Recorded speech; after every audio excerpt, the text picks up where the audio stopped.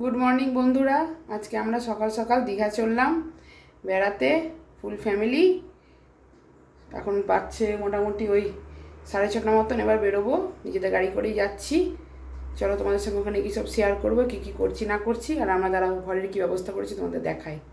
আর এই দেখো ঘরগুলোকে আমরা এরকম ব্যবস্থা করে রেখে যাচ্ছি।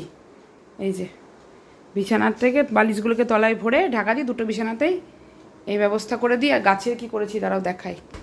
এই যে গাছের ব্যবস্থা হচ্ছে এরকম বালতি দিয়ে। এখন কদিন যেহেতু থাকবো না, এখানে একটা বালতি আছে, ওখানে একটা বালতি আছে, সব বালতি দিয়ে গাছের ব্যবস্থা করা হয়েছে।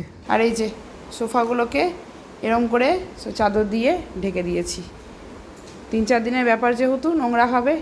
আর এই যে এই ঘরটাও তাই করেছি। মা দেখে দেখাই দাঁড়াও। আর এই যে মা আর ছেলে রেডি হয়ে গিয়েছে।